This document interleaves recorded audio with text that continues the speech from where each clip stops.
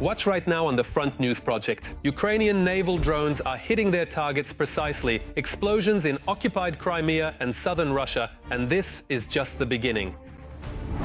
25,000 Cubans will fight for Russia and be sent to die in Ukraine. The Ukrainian armed forces are ready to meet these uninvited guests. And also, Putin's army in the Dnipropetrovsk region, an exclusive report from the scene. Fiery, intense, and blazing footage from the front line. Watch right now.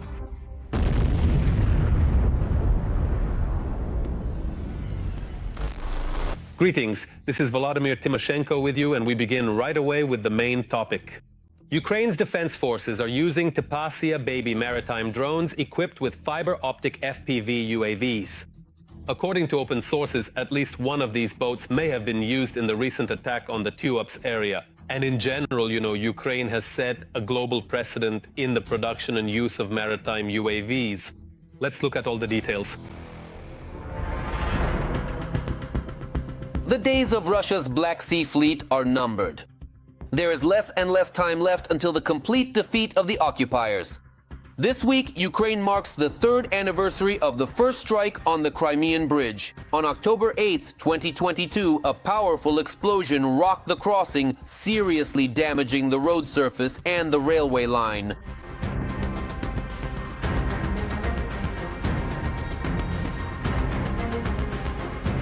At that time, Ukraine saw the emergence of a completely new and unique branch of the armed forces and its own advanced type of weapon, naval drones.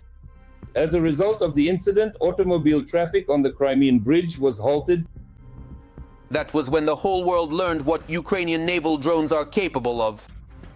Ukraine has demonstrated that its naval drones, here they are, there's probably a picture of what they look like. These naval drones are effective weapons. Over the past 3 years, Ukrainian naval UAVs have become the masters of the Black Sea, while Putin's much-vaunted Black Sea Fleet has been forced to hide from our drones in remote ports. This is, in essence, a kind of prototype of the army of the future. It's the kind of element that will help save human lives and allow for more effective operations. The effectiveness of modern Ukrainian naval weaponry is hard to dispute. Time and again, it manages to break through enemy defense systems and make its way into Russian ports and harbors. Drones and aerial vehicles are very visible from the ground, and they are targeted, including by automatic cannons. So it seems like they're aiming carefully, basically by eye, but they still can't hit it. And this is despite the fact that it's perfectly lit, clearly visible, and flying relatively close, they still can't hit it. It's a total disaster. With each new attack on Russian warships, Ukrainian drones are becoming more and more advanced technologically. Naturally, now the entire chain of command and supply will be targeted simply because the Ukrainians have taken this situation seriously. They're succeeding, and they clearly see that Russia's military system is failing everywhere. So why not give it a try and continue their efforts? Now Putin no longer has a single remote base left in the Black Sea where the bunker dweller could hide his fleet from Ukrainian drones. It has become known that Ukroboronprom has just signed a cooperation agreement with American partners, which gives Ukraine the opportunity to acquire an entirely new type of Ekranoplan drone with a range of almost 5,000 kilometers and a payload of 1 ton. We have agreed to cooperate within the float and fly concept, and we also plan to jointly develop solutions to increase the speed and stability of our products. We are interested in developing production on the territory of Ukraine, as well as organizing training for our weapons specialists. This news has caused another wave of panic in the Kremlin. Now every military vessel and all, without exception, Russian army bases on the Black Sea are in the crosshairs of the Ukrainian armed forces. We can clearly see that the significant number and impressive quality of these advanced drones already allow the Ukrainian military forces to effectively vary their strategic use and meticulously create a certain well-thought-out mix of different types of unmanned aerial vehicles in order to successfully achieve their critical objectives. And the Ukrainian military, more than anyone else, know how to achieve their goals by any means possible. It's no coincidence that they are setting global trends in naval operations. Ukraine's naval drones have prompted other countries to adopt similar technologies. Today, our unmanned boats are the main participants in modern exercises being held in Portugal, in front of representatives of NATO naval forces, with the involvement of dozens of defense and technology companies and their experimental weapons. A 3-week battle is being conducted for control over a notional 10,000 square miles of ocean. As a result of prolonged battles at sea, Ukrainian drones have demonstrated their highest level of effectiveness. Now, according to military experts, the experience gained by the Ukrainian armed forces will be scaled up in the Black Sea. Ukraine has successfully acquired a highly effective and innovative weapon system designed to directly challenge and significantly counter Russia's long-standing naval monopoly. If then... A year ago, Ukrainian drones had effectively driven the Russian fleets out of Sevastopol. Now they will find no peace even in Novorossiysk. The Kremlin is clearly unable to keep up with Ukraine's new maritime technologies. While Russian sailors are training to fire at surface targets, Magora drones, for example, are being equipped with machine guns, anti-aircraft, and anti-ship missiles.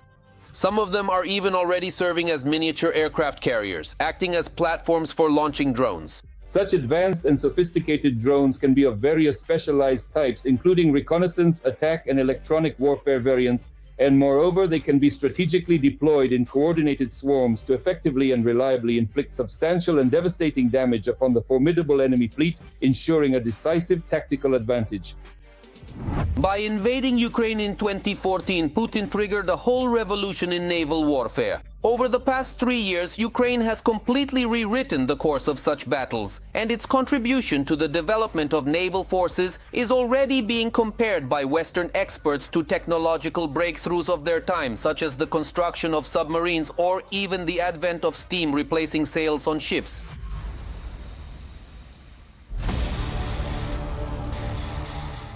And now it's time to analyze the operational situation on the Pokrovsk front, where the enemy army continues its campaign of military terror.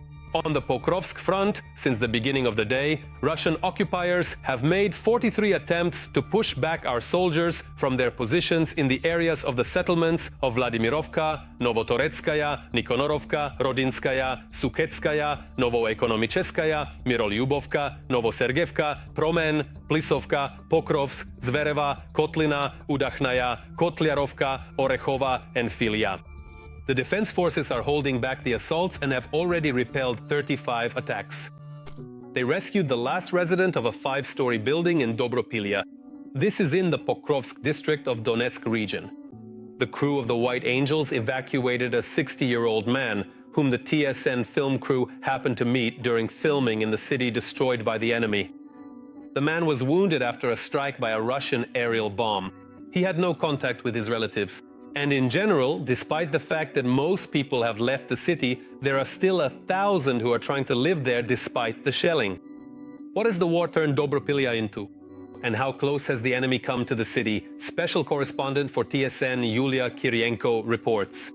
She will show everything now. This is the city of Dobropilya. After the Russians came as close as possible to it, the city has become almost deserted. You see, there are no cars on the roads at all. Empty, battered, almost completely destroyed houses. Constant artillery fire on the outskirts and enemy glide bombs hitting the city itself. Shards of glass mixed with shell fragments, ruins instead of houses in some places, completely burned down homes. This is the Dobropilya hospital. Not so long ago it was still receiving patients, but now it's just ashes. The Russians launched 7 glide bombs at it at once. It was the only hospital serving patients from the entire Pokrovsk district, especially after the Russians destroyed the medical facility in Pokrovsk itself, which served tens of thousands of people. Now it no longer exists. The medical staff managed to evacuate to Dnipro just before the strike, and then 2 Russian planes dropped glide bombs on it. In fact, it feels like people just stepped out of their homes for a short while. All their belongings are still hanging in the apartments. But if you go outside, you see what the enemy has turned this city into and how they continue to destroy it. Only a few people from these buildings have come back for their belongings because they have a car to take them away. They board up the broken windows themselves and clear out the construction debris because it seems there are no utility workers left here anymore. Everything was blown out and this was just lying around. This furniture set here, you see. Lyudmila and her husband have 2 apartments across from the hospital. They weren't home during the strike and they spent the whole summer living in a nearby shelter, and now they're trying to save at least some of their belongings. Because it was scary, nothing had been smashed yet, but it was terrifying. It was scary because of the incoming strikes. I'm sending my wife away now. She doesn't want to go, but I will be leaving. I can't, I'm panicking, but he doesn't want to leave. Can you guarantee that the pension will keep coming? Of course. One person who definitely won't stay at home is Tatiana, the neighbor of the spouse. She was in her apartment during the strike. What does it mean to flee from war? She has known since 2014. I'm from Luhansk myself. I'm from Luhansk myself, so I'm already used to moving from city to city. I'm not panicking. I'm here now, trying to pull myself together a bit and decide where to go, which direction to choose, which city, and it all just worked itself out. I was offered a job as a nanny for a family in Novomoskovsk, so everything resolved itself on its own. That's where I'm going to go. And here, in fact, are the remains of a Russian-guided aerial bomb, the kind they use every day to destroy Dobropilya. They launch about a dozen of them at this city. Take a look. It just fell right in the yard, and you can see what happened to the windows in the houses, the entrances, and people's apartments. This is the kind of scene you can see all over the city. There's a kindergarten further down. There was unfortunately, but now it's gone too, thanks to these kinds of aerial munitions that the Russians launch here. Serhiy is looking out from his balcony at the bomb fragment. There are still scratches on his face from the glass that flew out of his windows and hit him. I'm going to the settlement. When? How? There's a bike over there. Yeah, there's a bike over there. I was standing by the window and then there was a bang and the blast wave knocked me to the floor. There, in the kitchen. The man can barely walk, even with a cane. He's the last resident of the 5-story building. He stayed in the ruined apartment with his cat because there was no one to take him in. And his phone broke too. Now he can't reach his daughter or the social services or his wife who left a long time ago. He doesn't know how to get in touch with anyone. So where do you sleep now? You'll laugh. I made myself a place in the bathroom. I put something down on the bathtub, put a mattress and a blanket. At least it's good with the utility company. I still have electricity. Sergei really wants to evacuate, so we write down his address to pass it on to the White Angels police crew. They are now taking people out of frontline cities to get them out before the war gets dangerously close. While we were preparing the story for broadcast, the White Angels evacuated Sergei. Now he is safe. The same can't be said for the other 1,000 residents who are still in Dobropilya. 90% of the residents left as soon as the Russians began their assaults, and even though Dobropilya, just 12 kilometers from the front line, was once a cozy city with parks, the occupiers continue to scorch it with drones and aerial bombs. And now we move to the Alexandrovsk direction of the front. The Russian world continues here to destroy, kill, and maim. In the Alexandrovsk direction, Ukrainian defenders have stopped 4 enemy assault actions. Another 7 clashes are still ongoing. The enemy is trying to advance in the areas of the settlements of Malivka, Komishevaha, Olgovka, and towards Filia and Novoivanovka. The invaders are now also trying to advance in the Dnipropetrovsk region. People, ordinary Ukrainians, are being forced to leave their homes and take their belongings with them. Shops are closing and their owners are selling off their goods before the invaders burn them. There is no easy life on the border of the 2 regions. Correspondent Natalia Nahorna will tell us more. This is a village to which the front line is relentlessly approaching. It is located on the border of the Zaporizhzhia and Dnipropetrovsk regions. It is important for the occupiers in order to advance in 2 directions. And it is important for us because this is our Ukrainian village, but the Russians are driving people out of here through terror. Now we're driving through the village, just looking.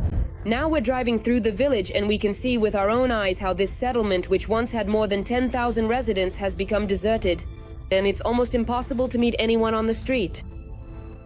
Destroyed buildings, fallen trees. This is what the central square looks like now. This square used to be popular with people, but now it seems only we are here. The cloud cover is low, so we hope there won't be any FPV drones, which have already started reaching here. From this village to the front line, it's 17 kilometers. At the moment, there are burned out cars, destroyed houses, and craters like this everywhere here.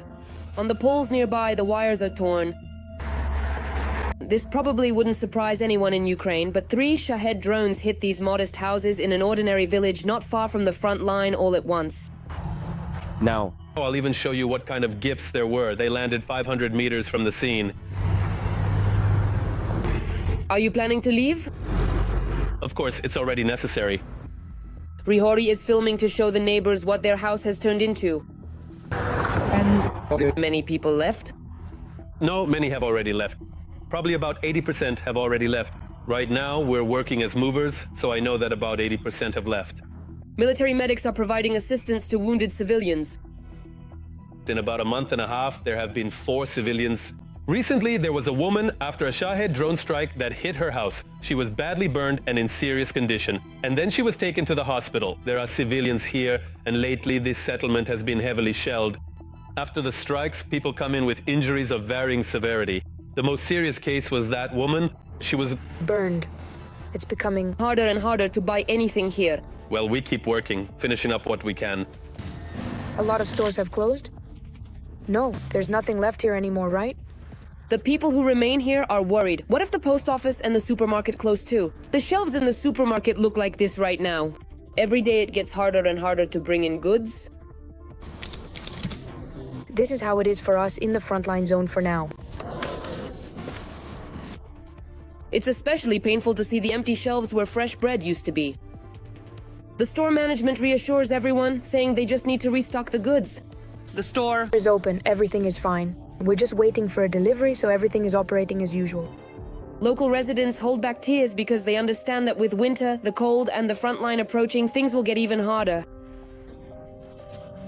We aren't staying, we're gradually moving everything out because it's every night, very scary here. I'm sorry, please. There's really nowhere to run, truly nowhere. There's nowhere to escape. Honestly, they just keep pushing and pushing us. I don't even know where else they want to push us. I don't know. Well then, let's now analyze in detail the situation on the Sloviansk and Kramatorsk directions of the enemy's front. It's freezing here too. On the Sloviansk direction, Russian units tried 8 times to advance on the positions of our troops in the areas of Yampol, Serebryanka, Novoselivka, Vaimka, and Pereizne. At the moment, one battle is still ongoing. On the Kramatorsk direction, the aggressor carried out offensive actions twice in the area of Chasiv Yar and Orekhovsilevka. Kramatorsk was hit by an airstrike. The legendary American Tomahawks will be purchased for Ukraine by the Netherlands. At least that's what the Western press is reporting. In general, official Amsterdam is increasing its assistance and support to Kyiv in the war against Putin's Russia. We will analyze the details and prospects of this cooperation in our next segment. Ukraine's partners in Europe continue to provide assistance to Ukraine in its war with Russia. We see that this is criminal aggression. Russia must be held accountable for this. The courts need to address this. Criminal aggression must end. The killings must stop. To achieve this, we need to keep putting pressure on Russia with sanctions. Do everything possible so that Ukraine can defend itself from these attacks on the ground and in the air. As a new step in defense partnership with Ukraine, the Netherlands will contribute 55 million euros to the World Bank to support Ukraine. We are doing everything possible to support Ukraine, and we are doing it not just in words, but in action. Today, we are announcing that the Netherlands will contribute 55 million euros to the World Bank. In order for the World Bank to help Ukraine, it must cover the costs of recovery and reforms. Your struggle. Our struggle. The Netherlands and Ukraine will continue to cooperate within the framework of joint defense projects. The focus is on joint production of Ukrainian equipment in the Netherlands. The Netherlands and Ukraine have agreed to work together on drone manufacturing. We will continue to support with military equipment, F-16 aircraft, other systems, and weapons. The Netherlands was one of the first countries to agree to transfer its F-16 fighter jets to Ukraine. The first aircraft were delivered to Ukraine in 2024. Washington is currently considering transferring ATAK-MS missiles to Ukraine. Besides the US, these missiles are not only possessed by the UK and Australia, but also by the Netherlands. The Kremlin is seriously on edge. The propaganda outlet Izvestia even sent a letter to the Dutch diplomatic mission in Moscow asking about the possibility of transferring ATAK-MS missiles to Ukraine. In a recently issued letter to Parliament, the government stated that, given Ukraine's ongoing significant high needs on the one hand, and the pressing crucial security interests of Europe and specifically the Netherlands on the other, furthermore, these interests are paramount, the cabinet has decided to allocate additional funding. Regardless of whether the Dutch government discloses information about the supplies being delivered, the Ministry of Defense is guided by the principle of operational security, as well as the interests of third parties involved in the deliveries. As reported by the Telegram channel 2 Majors, the US Navy has received State Department approval to purchase about 200 ground-launched Tomahawk missiles in various configurations for the Netherlands under the Foreign Military Sales (FMS) program. The total cost of the program is estimated at $2.19 billion. The transfer of the missiles to the Netherlands aligns with the new rules, according to which Europe purchases weapons from the US for Ukraine, remind the 2 majors. One question remains: when should we expect the first use? Meanwhile, it has already been openly stated that the Dutch Ministry of Defense has signed an agreement with the Estonian company Milrem Robotics and the battery manufacturer Tulip Tech for joint production of defense equipment. The company will supply Ukraine with more than 150 unmanned ground vehicles. It is an honor for us to lead this project in partnership with the Netherlands and VDL. The CMIS platform has already demonstrated its value in combat conditions. And we believe that this contribution will significantly strengthen Ukraine's defense capabilities. The cooperation is structural in nature and is planned for at least 10 years. New production lines are scheduled to be launched in the coming months. In addition, Milrem Robotics will provide comprehensive training for Ukrainian operators to ensure effective deployment and maintenance in the field. The new units complement the 15 ZEMIS vehicles that are already in operation in Ukraine and have proven their effectiveness on the battlefield since 2022.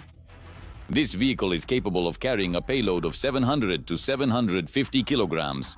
It can transport not only the wounded and handle logistics, but it can also be used as a combat chassis, since it can be equipped with both machine guns and automatic cannons.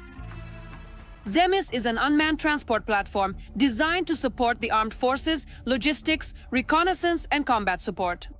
Currently, the system is part of robotics programs and is operated in 19 countries, including 8 NATO members. The Netherlands is one of the most principled defenders of life. A country that truly helps our defense and our resilience. And what is also important, our efforts to achieve justice.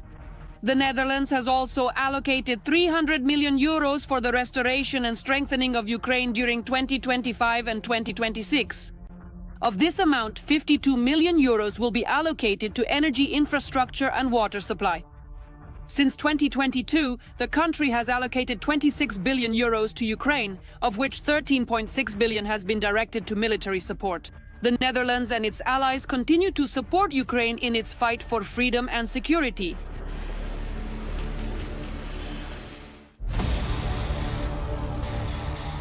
And now, an analysis of the situation on the Lyman front. Putin's army is, as usual, acting in its typical manner.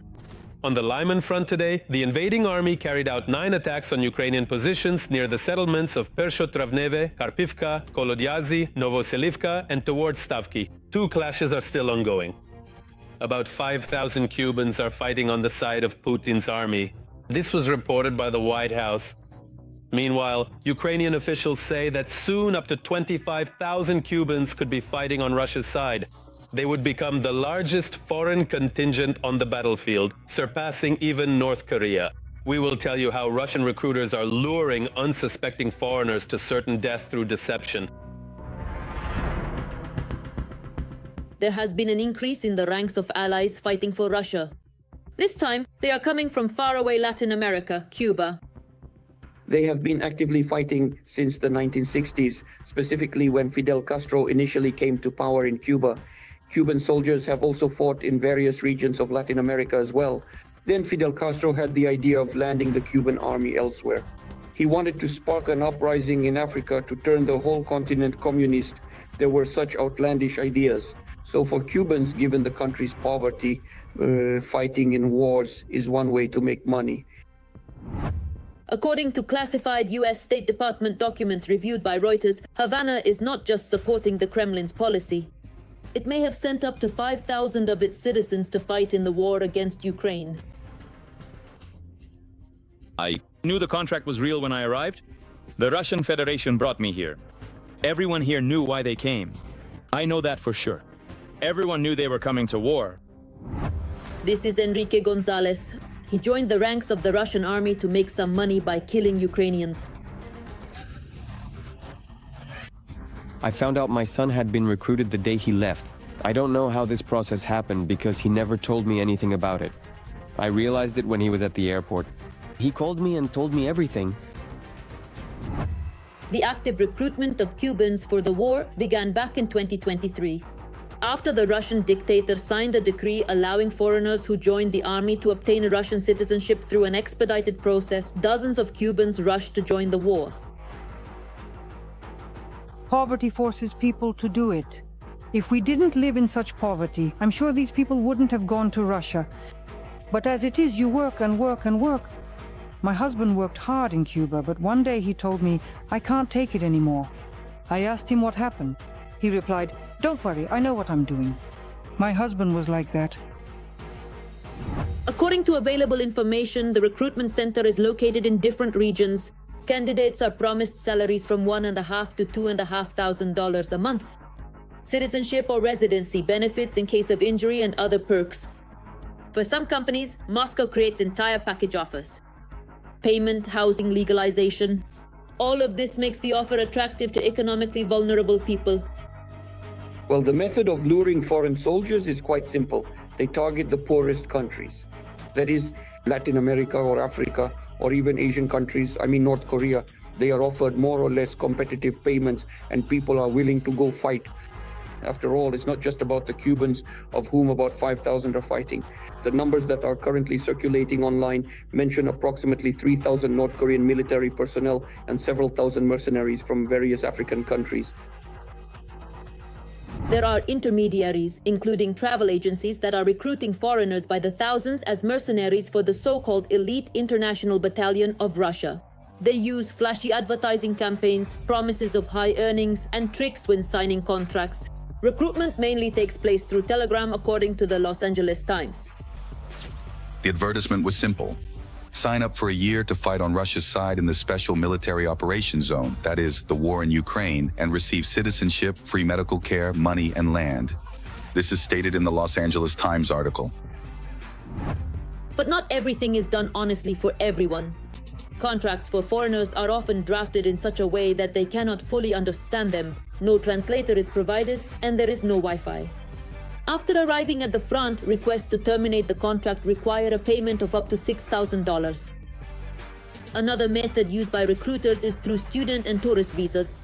Many foreigners initially come to Russia on these visas and then sign a contract with the Russian Ministry of Defense. They are met by brokers and Russian officers right at the airports. To motivate new mercenaries, recruiters publish messages about supposed victories of the Russian army while concealing defeats. Despite all the risks, foreigners' interest does not disappear. Meanwhile, the United States is stepping up diplomatic efforts to neutralize the Cuban factor in Russia's war against Ukraine. The Donald Trump administration is mobilizing American diplomats to fight against the resolution, which calls for lifting the long-standing trade embargoes on Cuba. A State Department document emphasizes that Cuba uses international initiatives such as the annual UN resolution to present itself as a victim of sanctions, even though in reality its citizens are involved in combat operations on the side of the aggressor. The Cuban regime has failed to protect its citizens from being used as pawns in the Russia-Ukraine war, a State Department representative stated. Every recruited soul is not just a number in the statistics. For the Kremlin, it's a chance to get ahead. Moscow is systematically expanding the pool of foreigners willing to fight for its interests.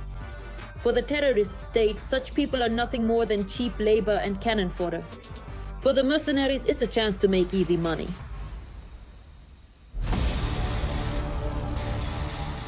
That's all for today, but very soon.